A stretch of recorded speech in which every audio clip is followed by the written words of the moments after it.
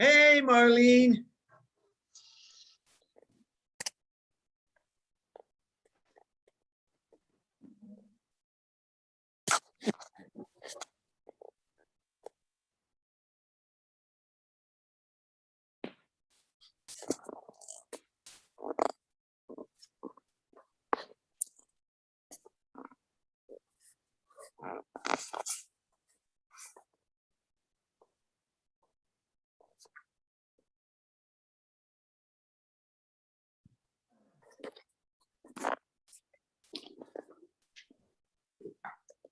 So, how you doing, Marlene? Where are you?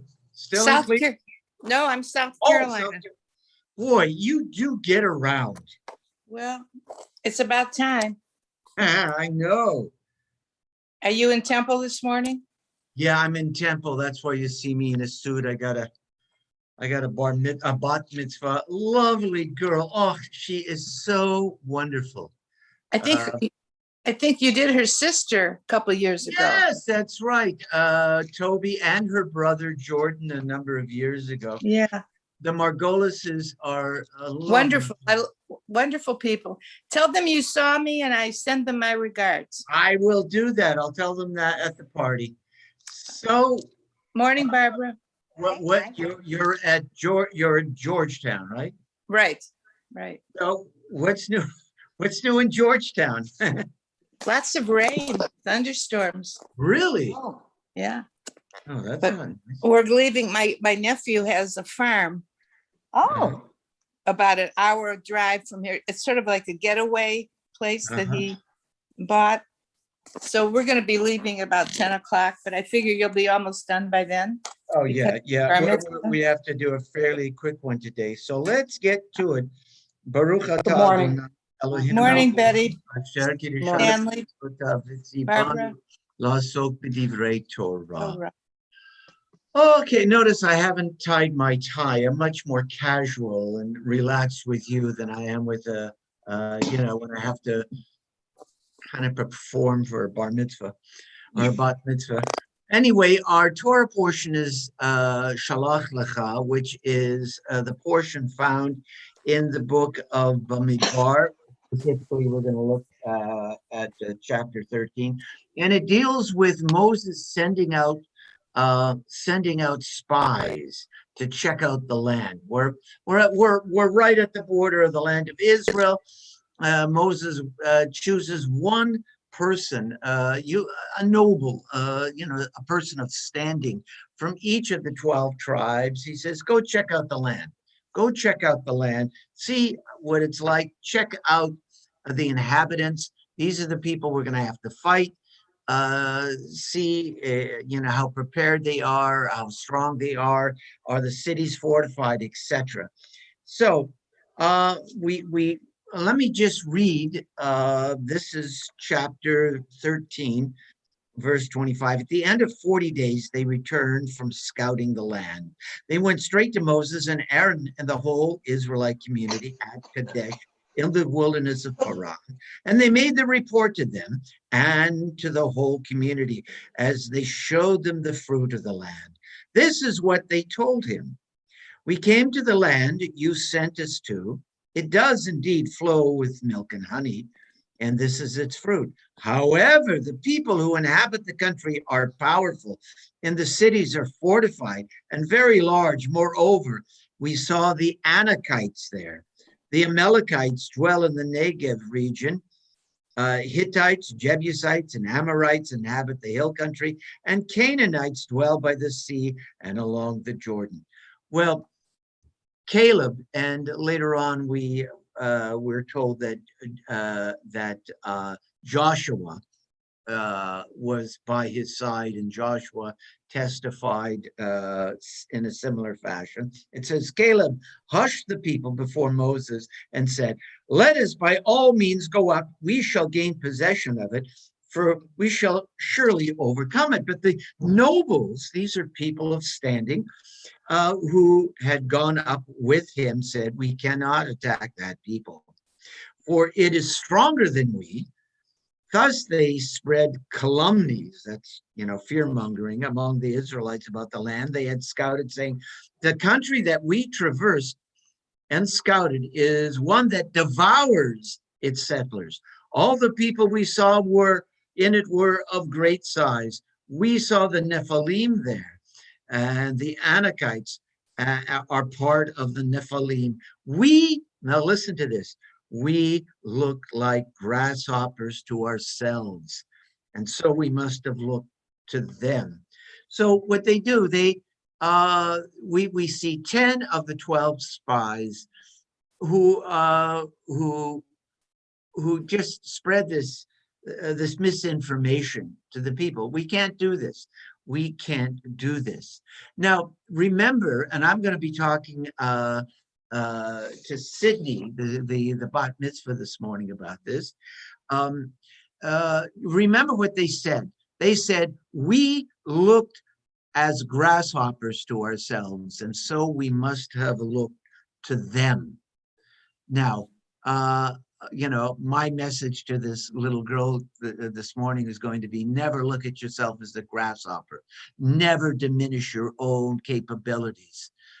And here's the thing, this is, in psychology, we would call this an attribution error, okay? You can feel whatever you're feeling. You know what you're thinking. You know what you're feeling. And you can attest to that. But you can never attribute, what you feel and the way you look at the world to someone else. All you can do, you can't, nobody here, no one is a mind reader. You might see yourself as a grasshopper. You might see yourself as not very powerful, but don't assume that the other guy sees you in that way. And sure enough, they made a big mistake in the book of Joshua. And you remember Joshua takes the mantle of leadership after Moses dies, and he actually does the conquering of the land. We see in chapter 2, verse 31, it says, when he sends in spies to check out the land, and they meet a woman who helps them. Her name is Rahab, and she says, the people are terrified of you, Israelites. The people, the inhabitants of the land are absolutely terrified of you. The very opposite of what the spy said. You cannot attribute the way you feel. You can't project, you shouldn't project what you feel and think to what others. You gotta find out for yourself what they're thinking. An example, I'm going to use this morning, so if you watch the bat mitzvah, you're going to hear this again. I remember in graduate school, I was in rabbinical school, and I was in a class, and I was listening to the professor speaking. I can't remember whether it was a Bible class or a philosophy class, and I wasn't following it. And I'm looking around at the class, and everybody's taking notes, and I'm going, am I the only one who doesn't understand what he's talking about? And I was a bit embarrassed. And I didn't want to show that. I remember I was embarrassed. I thought, hey, everybody else is getting this. I'm not. And I was so relieved when the smartest person in our class, somebody that we all respected, put up her hand and said, Professor, would you mind repeating that again? Because I don't understand it. And I went, thank God I'm not the only one. She had courage to say, and she didn't mind. She didn't mind owning up to the fact she didn't understand. She had much more courage than I did. And so There's two kinds of mindsets in this world. There's a woman by the name of Carol Dweck from Stanford University who wrote a book called Mindset, and it was interesting. She observed 10-year-old children playing puzzles, trying to solve puzzle problems. And she observed two different kinds of children.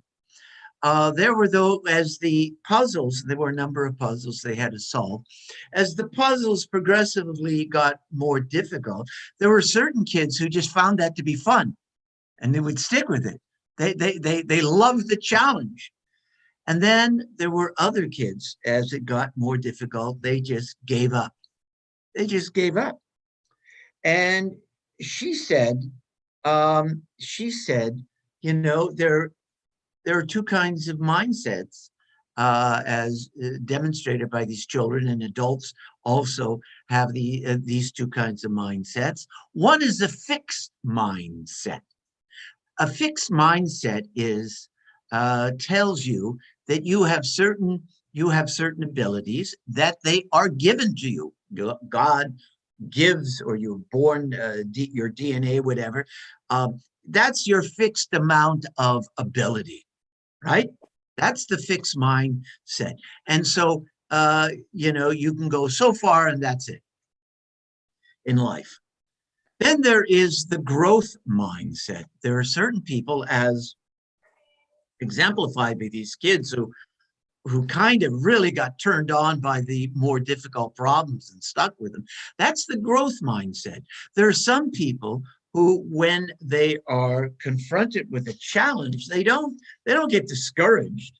They don't get discouraged. They go, oh, this is cool. I need to stick with this and I'm going to grow. Now, they're not necessarily the most intelligent people.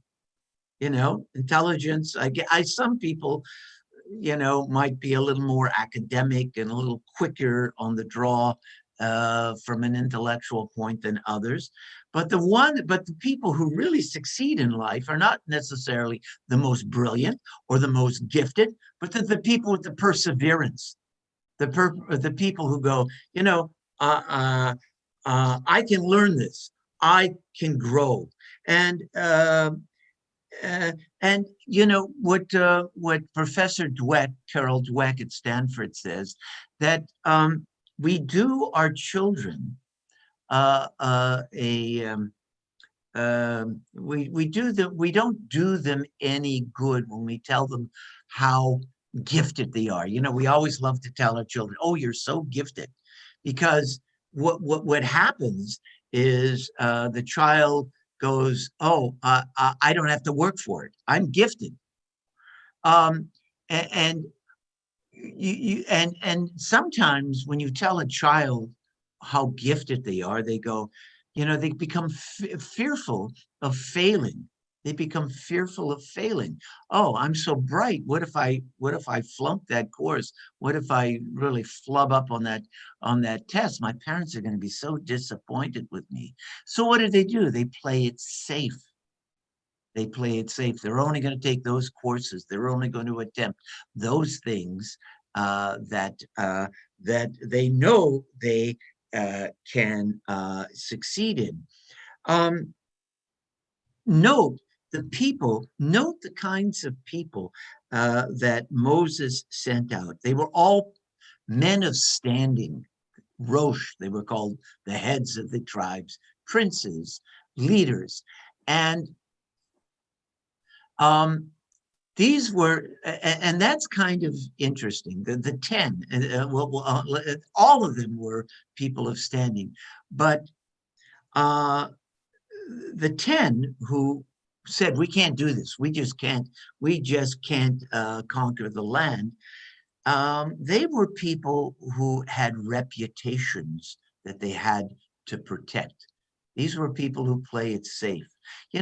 When you get to a point in life where you do have a reputation, when you get to the point when when people tell you how great you are, you might be fearful of failing. And you know what? We should never be fearful of failing. You know, in the fixed mindset, you know, you live in constant fear of failure. In the growth mindset, you don't see not succeeding at a task as failure. You see it as learning. You try something, you mess up, and it doesn't bother you. You go, well, okay, I learned something. I remember I wrote a paper I had a theory or not a theory. I had an idea. I wanted to investigate a certain idea in the Bible. I just wanted to see if it was there. And I made the proposal to the professor, right? And I said, I'm going to look for this particular phenomenon because I think it's there. And I panicked as the semester went on because I found no evidence in the Bible or very scant evidence of that particular phenomenon. And I went, oh my God, I'll have nothing to write. I'll have nothing to write. Oh my goodness. I went, you know, I was wrong. It wasn't there. And I remember going to the professor and saying, you know, this is not panning out. And he said, well, let me see your research. And I showed him everything. He said, well, actually, you've done you have learned something here. You've learned something. You've disproved your theory. You've disproved your own theory. You didn't fail. You actually succeeded. So you'll have a short paper. He said, I'm not going to hold that against you. Prove that that particular phenomenon does not exist in the Bible. Turn it around. And so they're really in the growth mindset. There's no such thing as failure. You try things. I remember I took a dance course once, and I had a partner I had a girlfriend who was, when I was young, she was very much into dancing, and I wasn't much of a dancer. And I remember the teacher saying, you know what? You got to go through the geek room. As a dance, when you're learning a dance step, you're not going to know it right away. You got to go through the geek room before you get to the cool room.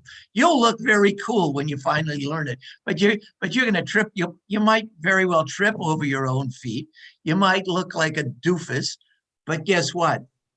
You got to go through that, and it's not a big deal. You got to go through the geek room before you get to the cool room. This is the way she said it. And so it is. And that is what the growth mindset is. And we see that that the 10 spies who chickened out, who played it safe, who did not want to fail, they had a fixed mindset. Now, what was it about Joshua? What was it about Caleb that gave them what we would call the growth mindset?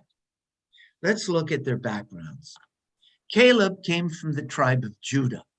You remember Judah? Get all the way back to the book of Genesis. Judah was a man who grew. You remember Judah in the matter of Joseph, in the Joseph story. He was the one who originally proposed selling Joseph to the Egyptians. Not a nice thing, right? We saw that. Later on, when Joseph becomes the vizier, the viceroy, the one second in charge of all of Egypt, and he's playing kind of a game. The brothers don't recognize him. You remember the story? And he's playing a game with them, and he seizes the little brother Benjamin. You remember? And who stands forward and says, "Take me as your slave, but let my little brother go"? It is Judah. Judah had grown. He wasn't of a fixed mindset. He realized he'd been wrong about his brother Joseph, and he wasn't going to be wrong about his little brother Benjamin. We also see that he grew. He learned something from his daughter-in-law Tamar. You remember? I'm not going to get into it. It's a little sexy, the story. You can look at it yourself. But he learned something. She teaches him a lesson. He grows. So what's the deal with Joshua? You may remember that Joshua's name originally wasn't Joshua, it was Hosea. And Moses adds the letter He to his name, making him Yehoshua. Yehoshua changes his name before he goes into the land.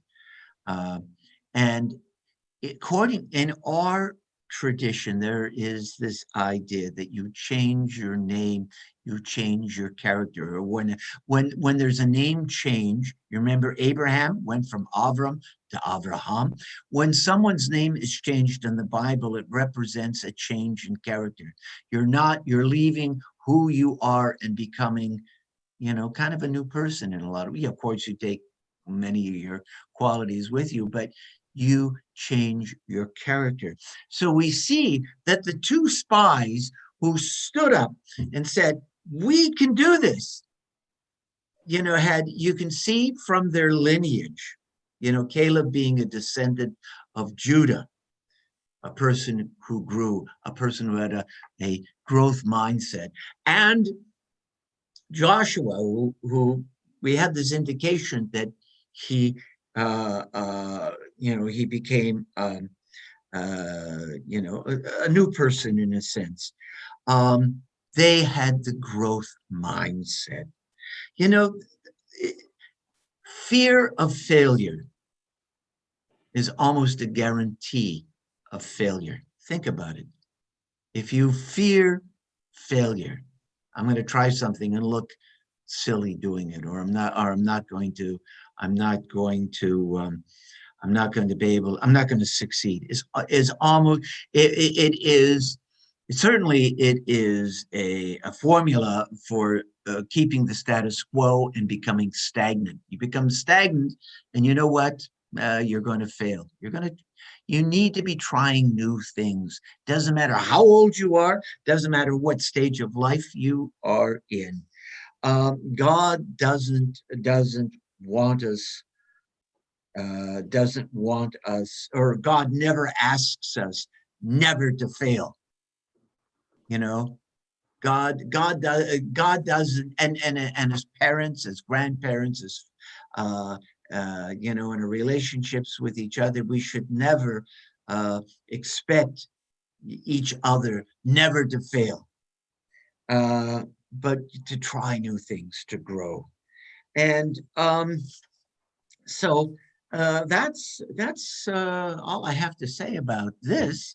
And so what do you think? Randy, what do you think? Paul, Huh? I agree with everything you said. I believe in trying new things. I believe in growing. And people, I don't understand why people are afraid of failing, but I think your points are really well made for especially me as a grandparent, relatively new grandparent, to stress trying and not failing and not worrying about failing. So I appreciate the comments. Your grandchildren, don't tell them how brilliant they are. Yeah. Don't tell them how gifted they are. Just say, compliment them on their effort. Right. It's on their effort. Wow, that, you know what? I remember I was playing with my son, Danny. I was playing catch with him. Kids imitate you. And sometimes, you wish they wouldn't. You go, oh, gee, did I say that word? And they said it. But sometimes they imitate you and you go, I think that's good. I remember we're playing catch, right? I don't know, with a Frisbee or it was probably one of those wiffle balls or something. And he threw it and I missed it. I didn't catch it. I went over and he walked over to me he's like 4 years old. He walks over to me and he goes, Abba, That was a good try. It made me laugh. And I think that's what I said. It's a good try. You made the effort. You didn't give up. And okay, Marlene. As you all know, I've been traveling around, visiting family and friends, and this 14, 15 months of aloneness has been a test, and we are now trying again. And I have been shocked at the lack of effort some of my friends are showing in snapping back. And I have received their compliments at my effort because that's me. That's just the way I am. And I'm happy to see my family here is doing well, but my friends aren't. And it's concerning. And I tried to give them a little pep talk that we have to start all over. Everybody has to start all over. But I failed, but I am persevering and getting on. So that's just what I wanted to say. I admire you so much, Marlene. You know, Marlene was just up in Cleveland. Now she's in South Carolina. There is a woman who's saying, "Hey, I'm up for anything." You know, I can't wait to get back. I can't There wait you to go. get back. There's so much stuff to do now back home. And you know, you might flub something. So what? Wouldn't So be what? the first. It won't be the first. I'm leaving now on a little trip. I wish everyone a good Shabbos. Nice to see you. And I'll see you all sometime next week. Okay, Marlene, love you. Shabbat shalom. Shabbat She's on her shalom. way to her nephew's farm somewhere. Yeah. Nice. Sounds like We'll a see you Somewhere in the beautiful day. hinterlands of South Carolina. I love that about her. Bye-bye. Okay. Betty, what do you have to say? And Betty, I know you've been trying new things this year and you're growing. I've seen that. What do you have to say? Would you like to share something with us? Okay. Yeah. It was just interesting what you had to say about growing. Yeah, you have made presentations to the women's spirituality Right. group, and you've spoken and done research, and that's terrific. You know, you might have.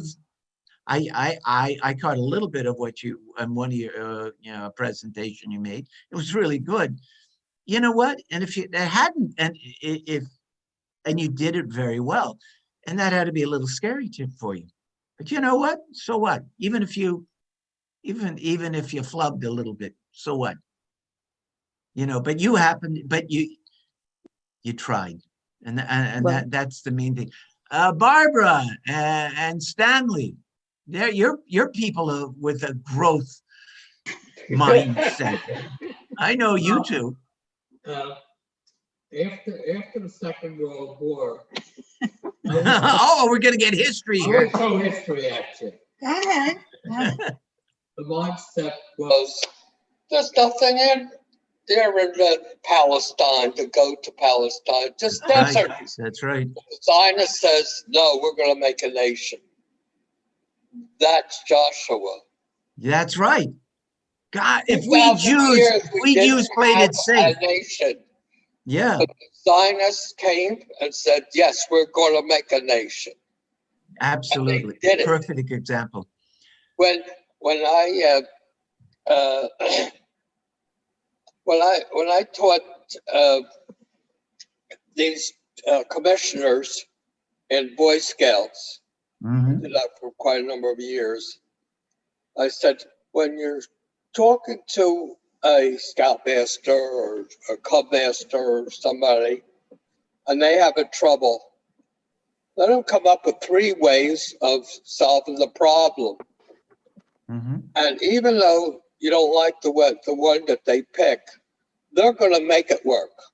Mhm. If they convinced, if they're in their mind, that's the way to go, say yes, that's the way to go, even though you think they're going to fail, because they will make it work. Mhm. It's so important that when you have something in your mind and you want to do it, you'll make it work. Now, Right. there's a little story. There's a young man walking on Broadway, and he saw a sign outside of a theater, and it says, dancers dancers wanted, and it gave the amount that they're going to pay. And he says, that's more than I'm making right now. I'll try it. He never danced in his life, never danced in his life. He went backstage and watched the other dancers. He says, oh, I could do that. And he danced. And he became on the ensemble in that show that started him off on a completely different path in life. His name was James Cagney. It's called chutzpah. If the things that you think that you can't do, and you make up your mind, do it. You can do it. You can do it. You can do it. You know? Put in the time, put in the effort. Lindbergh made up his mind to fly across the Atlantic in a plane. Never been done before. Never. Yes, it was. Alcott and Brown flew in 1919 from Ireland to Nova Scotia. Mm-hmm. But that was 1919, almost 8 years afterwards at Lindbergh. But Lindbergh was the only one to do it by himself, and from New Jersey to Paris, which is a much longer trip. Oh, yeah. When you think you cannot do something and you want to do it, do it. So you fail, you find out. Edison said it took him 999 years of failure before that last one, before he invented the electric light. He failed 999 times before he tried all those different materials for the element of the light bulb, and they didn't fail. It was just, oh, guess what? Aluminum doesn't work. Asbestos doesn't work so well. And then he goes, linen doesn't work so well. Iron does.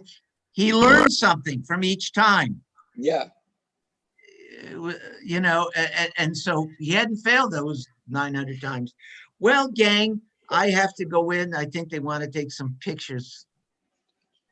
I'm in so many albums, family albums. Immortalized.